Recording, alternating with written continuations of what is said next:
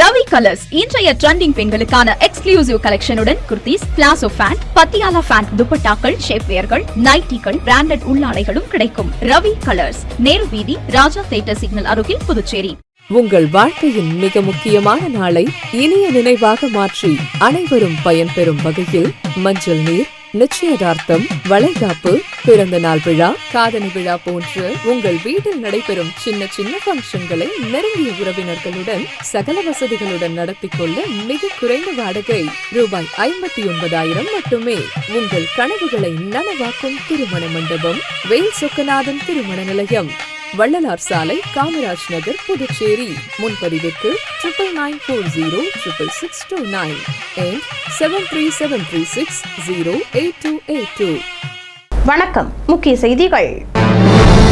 CBSE 12ஆம் வகுப்பு பொதுத் தேர்வு முடிவுகள் வெளியானது. புதுவையில் 87.42% பேர் தேர்ச்சி. தமிழ் உரிமை இயக்கத்தினர் கருப்பு கொடியுடன் முற்றுகை போராட்டம். பதவியேற்பு விழாவில் தமிழ் தாய் வாழ்த்து அவமதிக்கப்பட்டதாக கூறி கண்டனம். சனாதனம் குறித்து உதயநிதி ஸ்டாலினின் கருத்துக்கு புதுவை பாரதிய ஜனதா கட்சியினர் கண்டனம். இதேபோல் மற்ற மதத்துக்கு சொல்ல தைரியம் உண்டா எனவும் கேள்வி. புதுவை கடற்கரை சாலையில் காவல்துறையினர் ரோந்து பணியை தொடர வேண்டும். நடைபயிற்சி செல்வோர் வேண்டுகோள். நம்ம பாண்டிச்சேரிக்கு ரிலையன்ஸ் ஃபேஷன் வேர்ல்ட் வந்தாச்சு. குவாலிட்டியான பிராண்டட் ஆடைகள் கம்மியான விலையில. எங்க தெரியுமா? அண்ணா சாலை ரத்னா தியேட்டர் பக்கத்துல இருக்க நம்ம ரிலையன்ஸ் ஃபேஷன் வேர்ல்ட் தான். இங்க கலெக்ஷன்ஸ் எல்லாமே ட்ரெண்டுக்கு ஏத்த மாதிரி இருக்கு. 1999 ரூபாய்க்கு மேல பர்ச்சேஸ் பண்ற அனைவருக்கும் Cello brand kettle, John Players duffle bag மற்றும் அமெரிக்கன் டூரிஸ்டர் ட்ராலி பேக் போன்ற பரிசுகளும் இருக்கு. பிராண்டட் ஆடைகள் வாங்க Anna Salai Reliance fashion world வாங்க. Reliance fashion world, Anna Salai Ratna theatre அருகில், புதுச்சேரி. இனி விரிவான செய்திகள். சிபிஎஸ்இ 12ஆம் வகுப்பு பொதுத் தேர்வில் புதுச்சேரி மாநிலத்தில் 87.42% பேர் தேர்ச்சி பெற்றுள்ளனர். புதுச்சேரியில் அனைத்து அரசு பள்ளிகளும் கடந்த 2024ஆம் ஆண்டு முதல் சிபிஎஸ்இ பாடத்திட்டத்திற்கு மாற்றப்பட்டுள்ளன.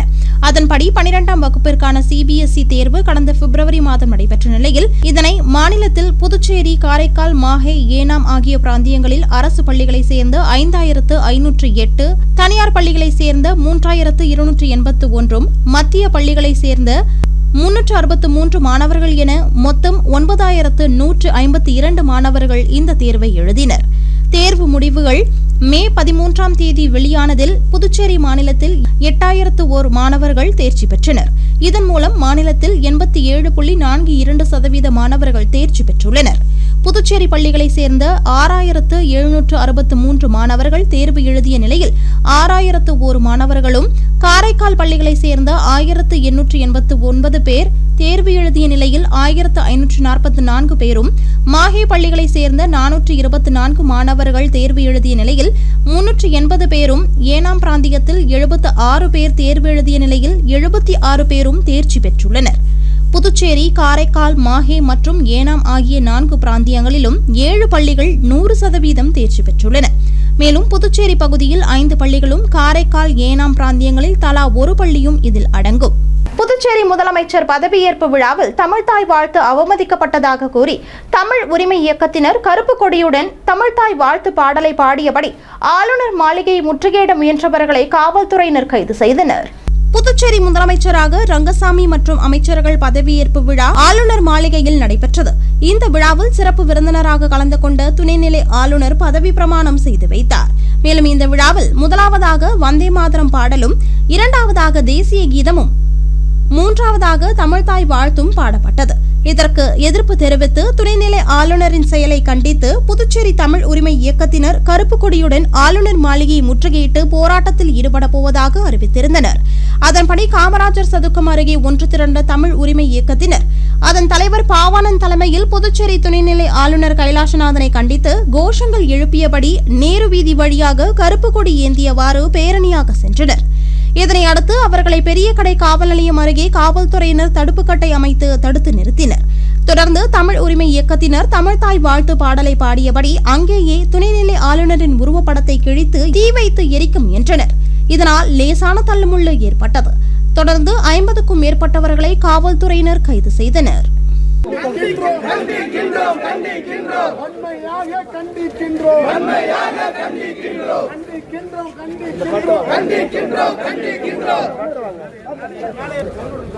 அதிகார மமதியோடும் தமிழ்த்தாய் வாழ்த்தை ஒழிக்காமல் வந்தே மாதர பாடலை ஒழிக்க செய்து தமிழ் வாழ்த்தை 3ஆம் இடத்திற்கு தள்ளி இருக்கிறார்கள். இது தமிழ்த்தாய் வாழ்த்துக்கு ஏற்பட்ட அவமானம் அல்ல, ஒட்டுமொத்த தமிழ் இனத்திற்கும் ஏற்பட்ட ஒரு மாபெரும் அவமானம். இந்த அவமானத்தை கண்டித்து துணைநிலை ஆளுநரின் மாளிகையில் கருப்பு கொடி ஏற்றுகிற போராட்டத்தை தமிழ் உரிமை இயக்கம் இன்றைக்கு எடுத்திருக்கிறது. இந்த போராட்டத்தின் வாயிலாக இனிமேல் புதுச்சேரியில் நடைபெறுகிற அனைத்து அரசு விழாக்களிலும் தமிழ்த்தாய் வாழ்த்துதான் முதலில் ஒழிக்கப்பட வேண்டும். மதவெறியை தூண்டுகிற சமஸ்கிருத மொழியில் எழுதப்பட்ட வந்தே மாதர பாடல் புதுச்சேரி மாநிலத்தில் ஒழிக்கவே கூடாது என்பதை வலியுறுத்துகிறோம். மீறி அப்படி நடக்குமானால் மீண்டும் ஒரு மொழி போரை 1965ஆம் ஆண்டு இந்தி திணிப்பை எதிர்த்து தமிழர்கள் நடத்திய ஒரு மகத்தான வீரம் தெரிந்த மொழி போராட்டம் மீண்டும் புதுச்சேரியில் வெடிக்கும் என்கிற எச்சரிக்கையை இந்த போராட்டத்தின் வாயிலாக துணைநிலை ஆளுநருக்கும் முதலமைச்சருக்கும் நாங்கள் தெரிவித்துக் கொள்கிறோம். இன்னைக்கு என்ன பண்ணீங்க?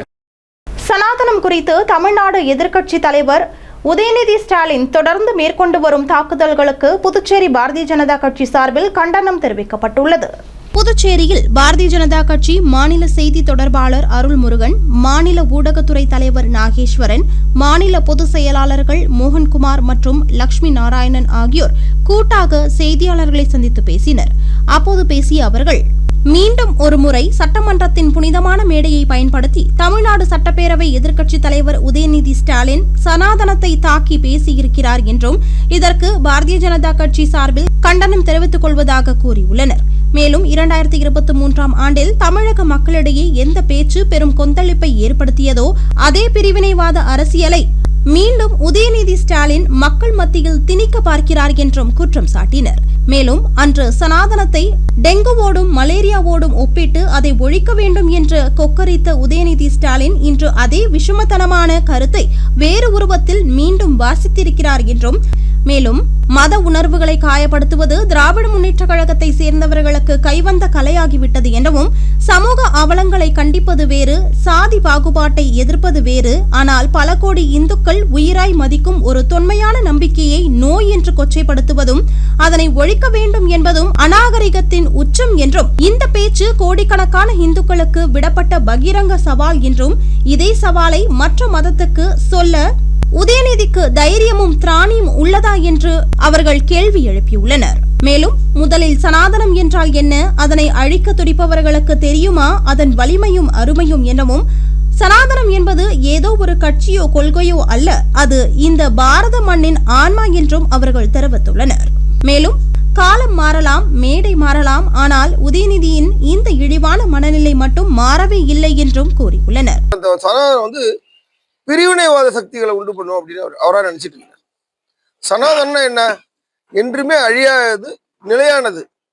இது முதல்ல அவருக்கு தெரியுமா தெரியாதா? ஒரு தமிழ்நாட்டில் ஆளுங்கட்சியா இருந்து கழுத தேஞ்சி கட்டெரும்பு போன மாதிரி இப்ப எதிர்கட்சியா உட்காந்துருக்காங்க. ஆளுங்கட்சியா ஃபுல் மெஜாரிட்டியில இருந்து இன்னைக்கு எதிர்கட்சியில உட்காந்துருக்காங்க.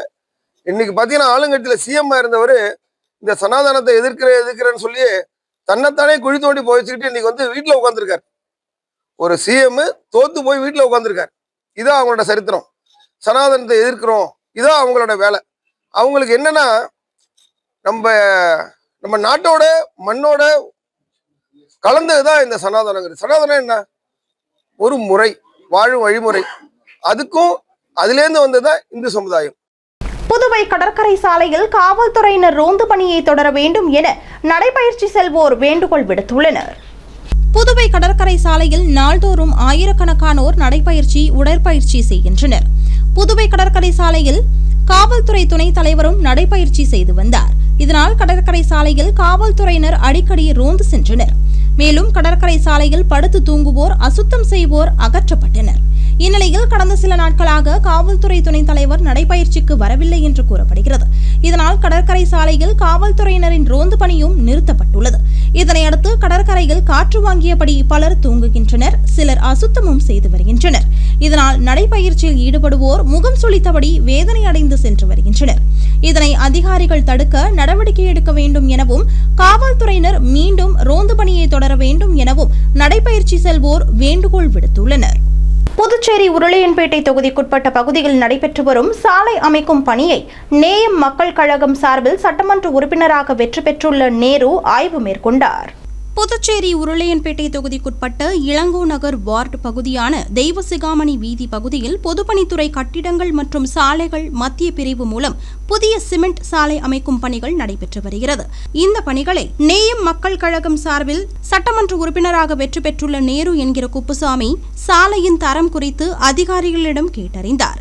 மேலும் பணிகளை விரைந்து முடித்து மேற்கண்ட பகுதிகளில் வசிக்கும் மக்களுக்கு எந்தவொரு இடையூறும் இல்லாமல் பணிகளை முடிக்குமாறு அன்புடன் கேட்டுக்கொண்டார்.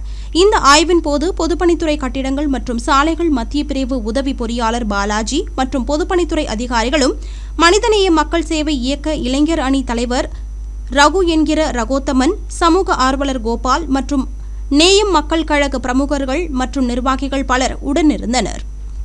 புதுச்சேரி காஞ்சி மாமுனிவர் அரசு முதுகலை படிப்புகள் மற்றும் ஆராய்ச்சி நிறுவனத்தில் மரக்கன்றுகள் நடும் விழா நடைபெற்றது.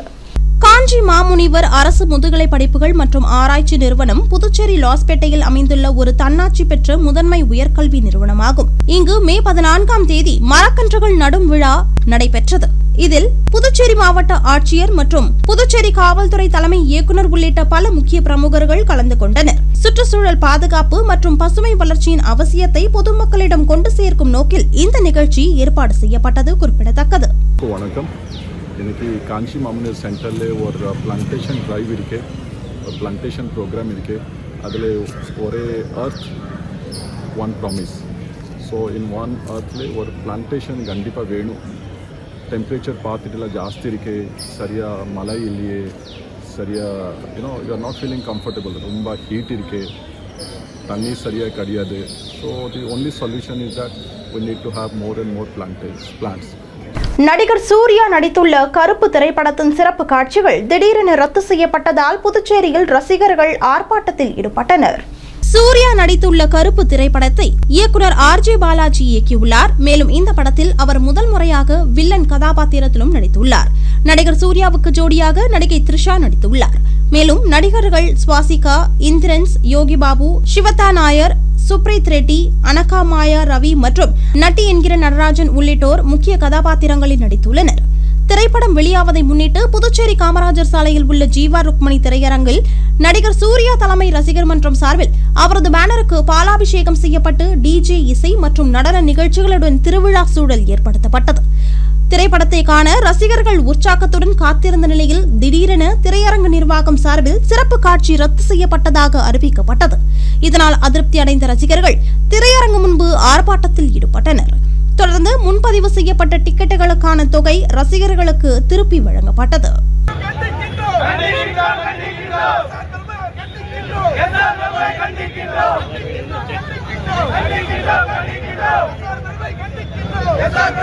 புதுச்சேரி முதலமைச்சராக பதவியேற்ற ரங்கசாமிக்கு ஆர்எல்வி மக்கள் முன்னேற்ற கழகத்தின் தலைவர் ஆர்.எல். வெங்கட்ராமன் வாழ்த்து தெரிவித்துள்ளார்.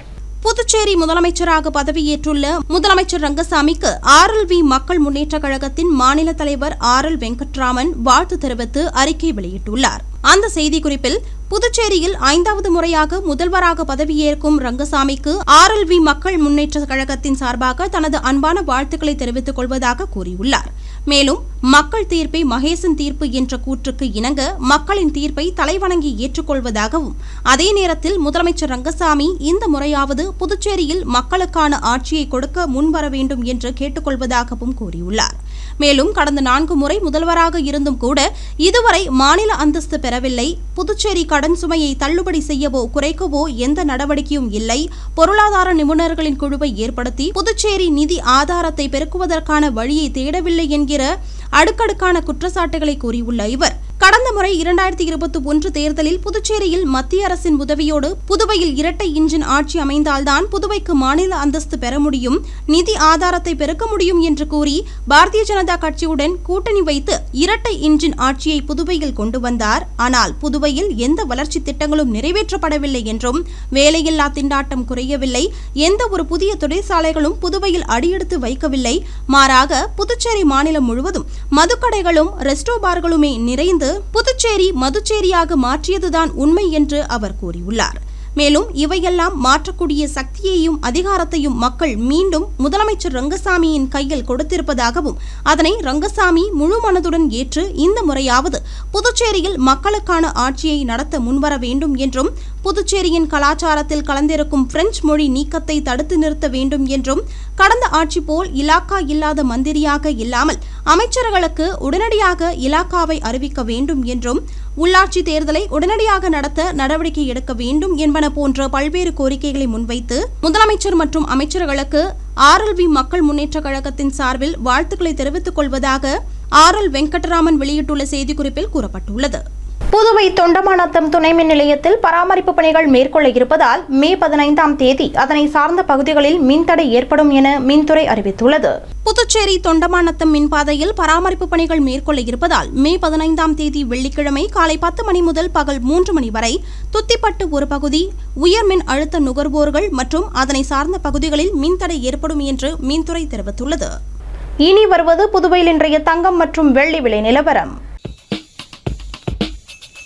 இன்றைய தங்கம் வெள்ளி விலை விவரம். புதுவையில் இன்றைய தங்கம் வெள்ளி விலை விவரம் வழங்குபவர்கள் முத்து கோல்ட் ஹவுஸ், பாண்டிச்சேரி. தங்கம் 1 கிராம் 14,800 ரூபாய். இன்றைய தங்கம் வெள்ளி விலை விவரம். வெள்ளி 10 கிராம் 3,090 ரூபாய். இத்துடன் AMN செய்திகள் நிறைவடைந்தன. வணக்கம். புதுச்சேரி உங்கள் AMN TV செய்திகளை யூடியூபில் உடனுக்குடன் காண AMN TV பாண்டிச்சேரி சேனலை சப்ஸ்கிரைப் செய்யுங்கள். பெல் பட்டனை மறக்காமல் கிளிக் செய்யுங்கள்.